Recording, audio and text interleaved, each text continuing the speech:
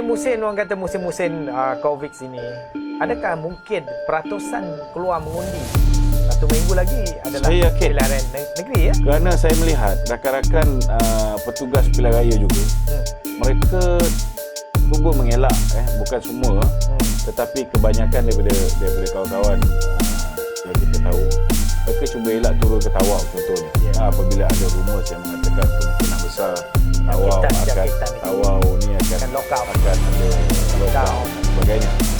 So begitu juga dengan rakan-rakan pengundi juga mereka sudah pastilah akan berwaspada. Kalau dia balik pergi mengundi satu hari tiba-tiba ada lockdown kan, sila-sila mereka tak boleh balik ke tempat masing-masing, betul kan? Jadi ini juga akan mempengaruhi keputusan ataupun peratus keluar mengundi. Memang saya nampak kegairahan itu tidak seperti pilihan raya umum yang tak sama dengan 14 ya? Tak sama.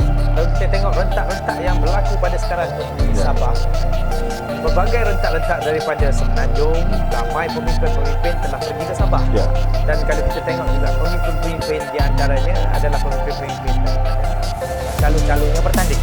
Itu Barisan Nasional, ada daripada pemimpin UMNO, pemimpin MCA dan sebagainya. Tapi kita tengok juga dari segi sudut yang berlaku pada sekarang ini, dari segi mungkinkah pada masa ke depan ataupun wujudnya pada masa sekarang sudah ada semangat-semangat kepada pemimpin-pemimpin yang menerajui NGO. Bermaknanya mereka ini mungkin populariti dia daripada NGO, berasaskan NGO. Mungkin kita ambil sebagai satu calon A. Dia ini memberi sentiasa membacking ataupun memperjuangkan pengguna-pengguna. Contoh, ada mungkinkah calon-calon seperti ini akan menjadi pemimpin kita pada masa ke depan? Sebenarnya kalau kita lihat selepas penggunaan AISA, selepas kemenangan Barisan Nasional di 5 buah kawasan wilayah kecil, ketika itu semangat rakyat itu berkobar-kobar mau menukar kerajaan, mau menjatuhkan kerajaan pakai cara. Tetapi apabila UMNO BN PAS dah membentuk kerajaan bersama dengan PTBN, membentuk kerajaan Perikatan Nasional, ini sedikit sebanyak menyebabkan ramai give up. Walaupun tukar kerajaan, hakikat dan realiti dia yang berkuasa masih lagi Pakatan Harapan. Contohnya, Ketua Hakim Negara masih lagi sewaktu Pakatan orang yang dilantik oleh Tun Dr. Mahathir. Ketua Polis Negara masih lagi orang yang dilantik oleh Tun Dr. Mahathir. Maknanya apa? Maknanya memanglah Muhyiddin ini hanya boneka kepada Mahathir. Kan? Kemudian nak menukar, contohnya nak menukar bila mana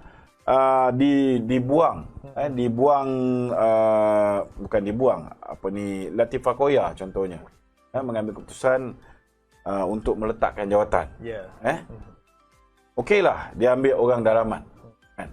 Orang dalaman. Tapi kita tengok bagaimana SPRM digunakan masih lagi menjalankan agenda Pakatan Harapan, mengerjakan orang-orang UMNO, mengerjakan Datuk Seri Najib. Bukan setakat mengerjakan, dah dikerjakan, dah dijatuhkan hukuman penjara 12 tahun dengan 210 juta pun, kita lihat mereka aibkan, belum sempat selesai. Kes ini masih lagi, belum lagi dibicarakan di Mahkamah Rayuan, belum lagi di Mahkamah Persekutuan. Kita lihat SPRM atas arahan Muhyiddin meletakkan Datuk Seri Najib dalam senarai mereka-mereka yang terlibat dengan rasuah. Apa ni? Kalau tanpa undi Datuk Seri Najib, boleh tak Muhyiddin menjadi Perdana Menteri? Tak boleh. Apa perlu diaibkan Datuk Seri Najib ketika berhadapan dengan pilihan raya umum, pilihan raya negeri di Sabah? Hanya nak rosakkan imej Datuk Seri Najib. Kita lihat kes yang melibatkan Datuk Zahid. Saya rasa dalam masa terdekat kita akan lihat hukuman bersalah juga akan terkena pada Datuk Zahid. Perkara yang sama. Hukuman yang salah juga akan terkena pada Tengku Adnan. Lain-lain tokoh. Begitu juga dengan tokoh-tokoh mana-mana pemimpin daripada UMNO, pasti akhirnya akan terkena. Imej mereka akan dicalakan oleh Muhyiddin. Ini realiti. Nak tukar speaker Dewan Negara. Dia ambil speaker daripada Pakatan Harapan. Orang Dewan yang pernah Rakyat, menjadi Suruhanjaya Pilihan Raya. Chairman Suruhanjaya Pilihan Raya. Speaker Dewan Rakyat. Ad Harun. diangkat menjadi Speaker Dewan Rakyat. Kan? Kemudian macam Rais Yatim tu okeylah. Dia daripada PPBM. Memanglah orang dia. Tetapi nak melantik peguam negara contohnya. Dia ambil abang kepada Harun. Dah tahu keluarga tu semua memang pro Pakatan Harapan. Dan kita lihat orang-orang pimpinan Pakatan Harapan, kecuali Guan Eng. Guan Eng ni saya percaya mereka Guan Eng, mereka hanya dakwa Guan Eng. Tetapi saya mempunyai insting bahawa selepas pilihan raya, kalau mereka dah bersama balik dengan Guan Eng punya kes ni akan digugurkan seperti mana kes Guan Eng telah pun digugurkan sebelum ini oleh Tommy Thomas. Ini pasti berlaku. Kan? Kita tengok kes-kes yang melibatkan Syed Saddiq contohnya. Syed Saddiq, Syed Saddiq ni sudah ada kes yang cukup kuat. Peruntukan yang disalurkan oleh Kementerian Belia dan Sukan untuk membantu usahawan-usahawan, kelab-kelab apa semua sekali. RM120,000 telah dimasukkan ke dalam akaun peribadi. Ini kes CBT. Jelas. Kes pecah amanah. Patutnya dah boleh didakwa. Tetapi disebabkan Tun Dr. Mahathir tidak mengizinkan Muhyiddin untuk mendakwa Syed Saddiq. Itu sebab Syed Saddiq dia tidak diapa-apakan. Kita tengok kes-kes yang melibatkan pemimpin PPBM seperti macam kes mengambil dadah di Puchong. Juga tidak ada sebarang tindakan. Jadi itu sebab walaupun hakikat dia kita dah tukar kerajaan, tetapi hakikat dia yang sebenar kerajaan hari ini masih lagi kerajaan yang dipimpin oleh Pakatan Harapan. Cuma ada UMNO di dalamnya yang tak boleh buat apa-apa. Tak boleh buat apa-apa. Perkara-perkara yang sepatutnya diperjuangkan. Contohnya kita lihat rakan-rakan kita yang dulu menjadi jurulatih PLKN. Dekat 2,000 orang. Kan? Tetapi sehingga hari ini walaupun dijanjikan pelbagai janji oleh Tok Wan, oleh beberapa pemimpin menteri-menteri Pakatan Harapan dulu, sekarang di bawah pemerintahan Perikatan Nasional juga memberikan janji-janji, sehingga hari ini mereka ni tidak diberikan pembelaan. Benda yang penting macam PLKN yang boleh memastikan bahawa anak-anak muda kita mempunyai semangat patriotik, mengenali sejarah negara ini dan sebagainya. Benda yang penting macam ni tak diteruskan. Kan? Jadi polisi, dari segi polisi pun kita boleh lihat polisi itu masih sama polisi yang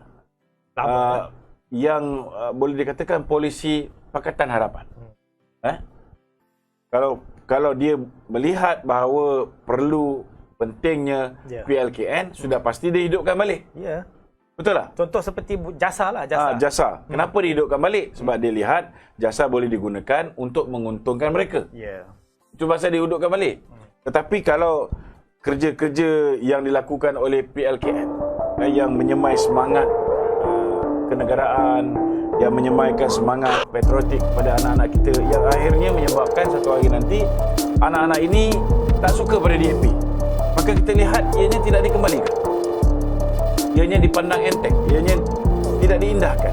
Walaupun mereka dah berjumpa dengan puluhan pemimpin-pemimpin Pakatan Harapan dan juga Perikatan Nasional.